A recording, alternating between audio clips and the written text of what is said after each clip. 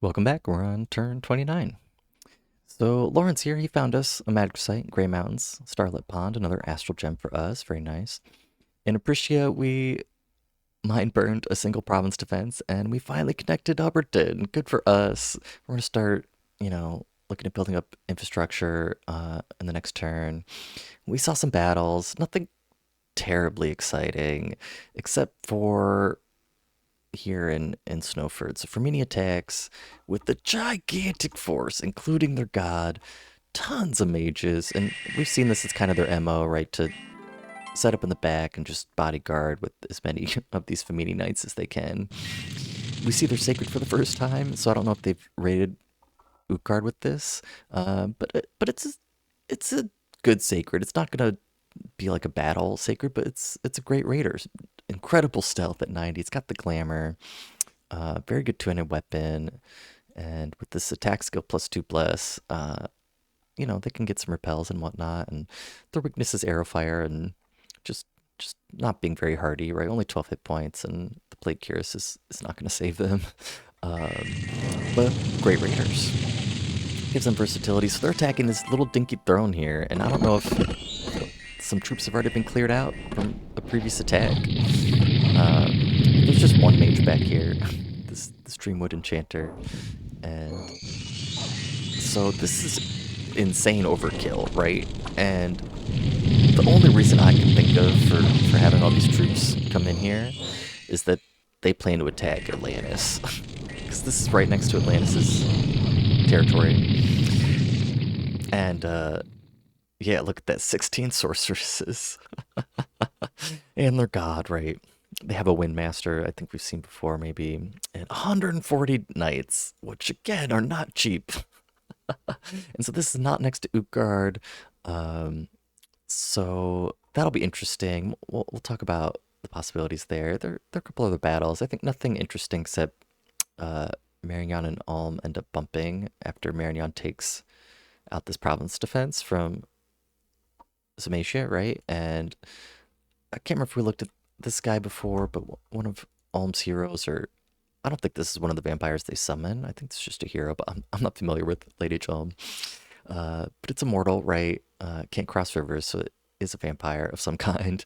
It's invulnerability 25, blunt and slash resist, fear 5, reforming flesh at 20%, some decent magic paths, kind of a hoss. And so we can see what their buff script is at least, and temper armor, skeletal body, personal iron skin, iron will, so up to just insane levels of protection, you know, mundane or not.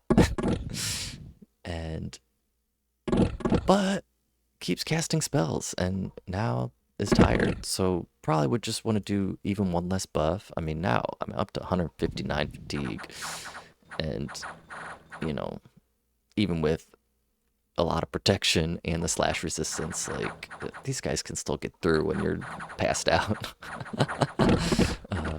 It's probably one attack there and not do just spells, but it's immortal, so not a big loss for Ulm. Marignon gets the province.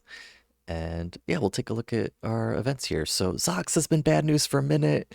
Famine has struck. There's 2 death scales in this province. Not great.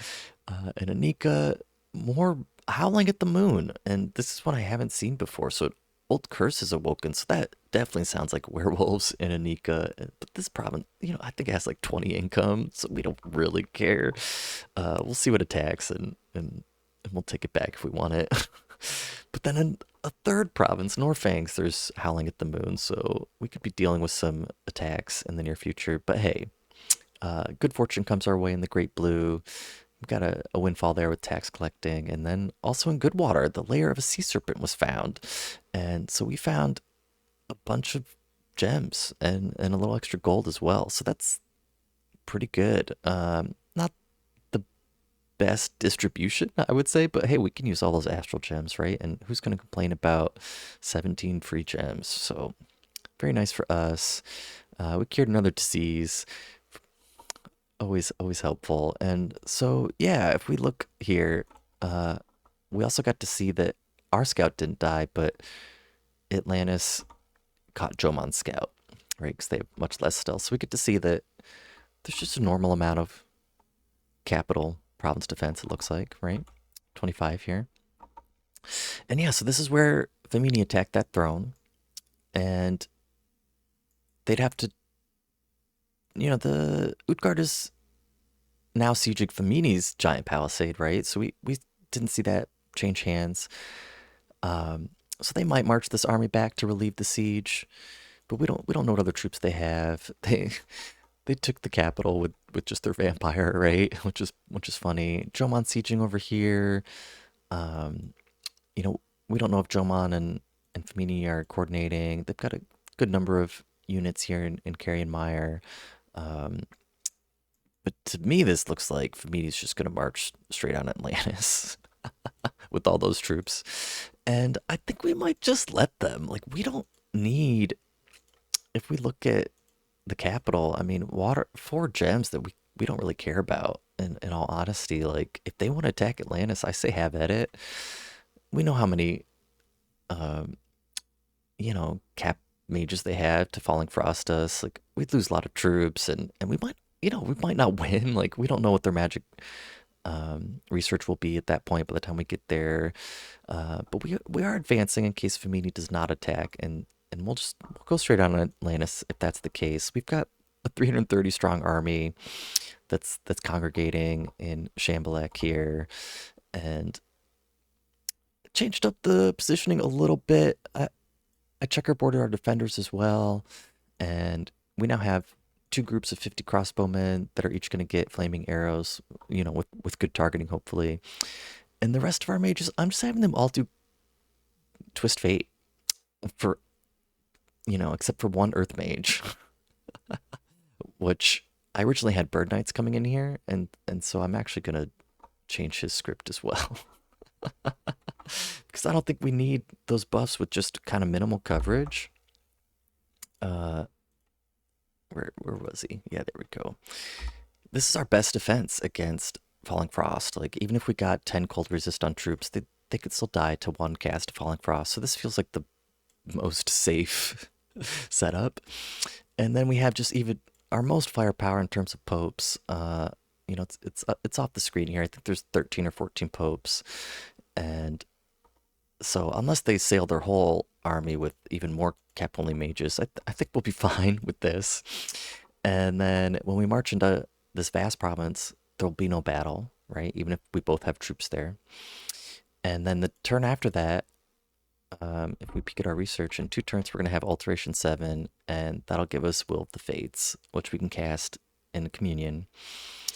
And we'll have to go Communion Master and then cast it. So it'll take just shy of 3 rounds to cast. So the first 2 rounds of Falling Frost will do it. They'll kill who they kill, but then everyone in the battle, everyone in our army will have Twist Fate active. So that's going to feel very good. We'll also be able to curse their whole army. And then the turn after that, we should have Enchantment 6 for relief, and then we'll feel very safe with just having a very big Communion. So I think we're gonna have 13ish mages, and so we can have 8 slaves and boost our paths by 3, and then probably only 3 or 4 masters to get all the spells we want to cast. But if Femini, if they do attack Atlantis, we'll take a main here, and actually we'll be fine with that, I think, because it's right next to a throne, and I did a throne count. So we need 15 ascension points to win, right? And we know Ulm is sitting on 3, what we assume are level 2 thrones, because they haven't claimed what we assume is the throne of misfortune here, right? And if the third throne that they're not claiming happens to be, the Shattered Throne, which is even worse, right? Curses, horror marks, unrest, misfortune as well. That's just an extra point, but we won't need it. So again, we have Hubbardton. We're next to these 2 thrones, which if we assume are level 2s, we'll have access to. So 2, 4, 6, right? Our Throne of Fortune. We've ignored this throne in Black Alps for a minute, but I'm thinking that I'm gonna have Virtue take it, because Marion and Summation, they've just left it alone, and they're not gonna get it anytime soon. And if we wait too long, Ulm's gonna come up here and take it, right? We know they're not afraid of low level thrones, but this is most definitely a level 2, and so I'm moving a scout to ping it in 2 turns, and we'll have Virtue come take it, I think, because we're technically connected, and even if we can't get troops here, we'll still build infrastructure and try to hold it. So start my count again here: 2, 4, 6, 8, right? And we're gonna assume that this is level 3 throne, so that'll put us at 11.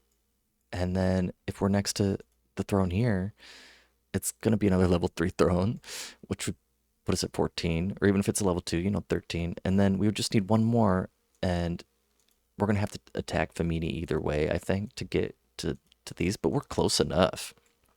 And we'd probably just go for Scrop Point, right? It's 2 away from Grey Mountains. We can come through it from Renthal as well, only 2 away. And this has been independent for a second, but we know it was Femini's before, and so I haven't moved in on it. We have other priorities at the moment, and they would ask for it back, right? So like, why bother? Has 0 income, right? Like, it could have some gem sites, but we actually have a pretty clear path to throne victory, I think. So we want to make sure we're next to this one. We don't need all this territory, right? We have enough territory. So if Femini wants to attack Atlantis, I think we'll just let them. And we'll take back our coastline here and say goodnight. And yeah, the only other, I think, thing to report is that I'm actually moving all our troops off Pythium except for 1 again, because I feel like we're just wasting turns here. And even if those mages break out, they probably have less mages that they've lost due to no income and all the upkeep. And if they do break out, we'll just take it back. They're not gonna. Maybe they'll get Virtue back again, but we'll figure that out. So, anyways, I'm having Victoria come down here to take this Pale One province real quick, while we ping the throne, and she'll be able to fly from the underground, because this is the other entrance, right, to take this throne for us, if that's what we decide to do in the end. So yeah, we're approaching turn 30, and I think we have a path to victory. We may or may not clash again with Atlantis in a big way, but I think we'll be ready with our magic research by the time we get up there. And yeah, so thanks for joining, and imagine that. We'll see you next time. Welcome in. Turn 30 already. Wow. So yeah, we can finally get our profit back. Hallelujah. That's exciting. Uh, not too much from our perspective to see. So here's our army, right?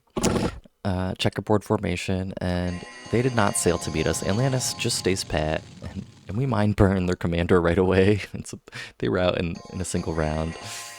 That's always good to see. And then in Cathedral of Rock here, we send Virtue underground, right, to take on these Pale Ones, and we haven't shown her in a minute, so we'll see how Fatigue is doing in battle. She flies in with those 3 buffs, and she only has 14 fatigue at the moment. Instantly starts shockwaving, burning things alive between Fire Shield and maybe a couple Sword Swings there. And yeah, by the time they rout, she's got 36 fatigue, cast a bunch of shockwaves. Last rating wins is much better than if she cast Flame Bolt, right, fatigue-wise. So if we just give her a little bit of reinvigoration gear, like, she's going to be just fine to be a battle caster. And we're gonna get construction pretty soonish here, now that our research is taken off. And so I've been thinking about what kind of gear to give her, and that's just gonna be really fun to. I mean, she's gonna be a superhero, right? Flying around and killing everything that comes her way. I did want to just watch a couple of these other battles. So here in Fair Mountains, Sameship brought some Moose Knights, and Marion has some PD and a bunch of these 2-handers, right, which we know can kill those Moose Knights as well as crossbows. And it's like the battle of the whoopsie daisies. Like, everything runs past each other. Like, even these 2-handers go past the knights. Those Moose Knights, they make it all the way in the back. There's another commander, but he's in back. These 2-handers, they're trying to get the commander in back as well. But Samisha does pull off the commander snipe, and so could have gone. I mean, I think Samisha definitely would have lost, right? All those 2-handers. But yeah, so they pull it off. So they only lose 3 Moose Knights and end up killing a good amount of Marion's forces. So that was kind of a fun ships in the night battle there. And then in Dynamite here, Zamisha, they try to break out where Ulm has sieged them in a palisade, and that's a lot of Rangers. So they're gonna win that crossbow duel, right? And they bring in some skin shifters, which probably will line up pretty well against these infantry of Ulm, right? Uh, they do have the tower shield, but only 13 defense, and so they can get hit, and they don't have plate armor of Ulm anymore, right? They're just regularly protected for the age. The Morningstar is not a bad weapon if you're going up against shields, but it does reduce their defense, right? And they have terrible magic resist. Uh, and then Ulm also has some Body Ethereal Sacreds in the fight as well. And there's just too many crossbows to handle for Samacia. So that goes mostly one-sided, but Ulm does lose one of their Sacred Commanders, right? 20 Ulm's infantry, another Sacred, a few Rangers, but yeah, almost been very aggressive, and Samishas they're not looking too good. And then yeah, I wanted to show one more battle here. And Independence attacked Ulm, and yeah, it's the Ilwinter D&D party. So very fun when they make an appearance. They've got a ton of gear, and they're just attacking into some light PD here. But this Griffin Rider Dark Knight is pretty terrifying with all the gear. Like has the horror helmets, has fear, storm armor, so it's pretty kitted out. Great shield, right? The black steel kite shield, and I guess gets the lance and has the sword. And I don't. Let's see. Does it say? With faithful, with lance, yeah, interesting. So they still get the lance attack. Uh, and even the Griffin has some barding with air shield. Very cool. Very heavily protected. So that's gonna be a tough nut to crack. But anyone that does take on these forces can get just a ton of gear. Uh, if we take a peek here, like Bogus has a Wraith Sword, Greenstone Armor, a Precious Ring. Like it's a partial life drain two-hander, pretty good. Hitting for 44 damage, right? The Troll Archer here, like, bows are kind of whatever in this game with a single unit, but like very precise. So, if you're trying to counter thug or whatnot, it could be very good. Or just snipe mages, right? They can, if it's commander, you can have it fire rear. Boots of Quickness would be a very good pickup. I mean, a ton of map move and quickness on a unit. And then Creon here, the Warrior Mage has a Rune Smasher. That'd be a huge pickup. Rainbow Armor is very good for a caster, right? On someone like, say, Virtue has a Bracers of Protection. And the Troll Mage here, Kartuk, also has Bracers of Protection, Ice Pebble Staff. So you could potentially get a lot of gear if you get lucky on the dice roll of what ends up being picked up. But I mean, those aren't the easiest units to kill necessarily, right? So you have to plan for it, and we're not in position to get this gear, so it'll probably end up going to Ulm at some point, and I'll probably just keep a scout there to watch that battle, because I think that'll be pretty fun. Okay, a few events in Grey Mountains. Agents of the Necromancer have been at work. Death +3, that's a lot of death. And that is where we have our castle, right? So hopefully it'll switch back to our scales relatively soon. And then in Socks, where it's been bad news forever, in the wake of famine comes plague. So I hope that's the end of that event chain. Like, not too many people died, luckily. In Apriskia, a local slave lord is seeking absolution for his sins and has donated some virgins to our cause. And, I wish Ilwinter would kind of update the blood slave virgin thing. Like, it feels very 1980s to me, and like, I don't know. I feel like we can move on from that at this point. Uh, and yeah, in Farron, I guess a peddler undervalued his gems because we paid 1 gold and got almost 10 gems there. So very nice for us.